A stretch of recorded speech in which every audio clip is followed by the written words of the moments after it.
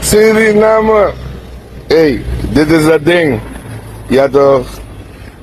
President Santoki, goedemorgen.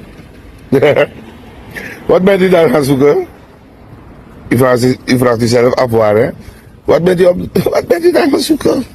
College, universiteit, in goed drapen, papa. In goed, zij goed drapen. Ik zit wel op broer aan drapen. Daar heb je doen met een paar mensen. Ze zijn net een paar hoor.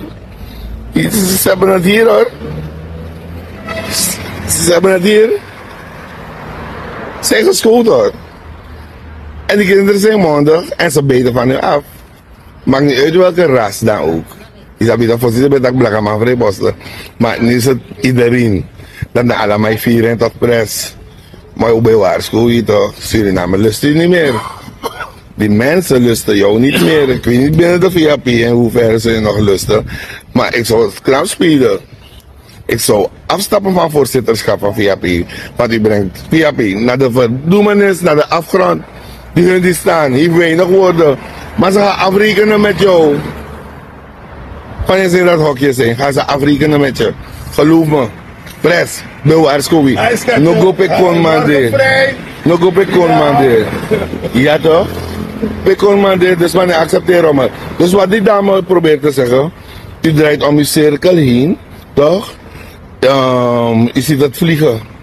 Ja toch? U praat heel wat bezijdens de waarheid. Ja toch? Mooie woorden. Maar u draait er maar omheen en u blijft er omheen draaien. Maar in die cirkel heb je een holte. Ja papa.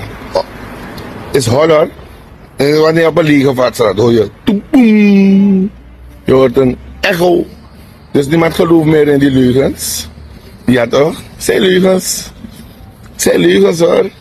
Kijk, dit is dat ding. We geloven niet meer in leugens. We gaan ervoor pres. Doet u uw best. Wat zou ik zeggen?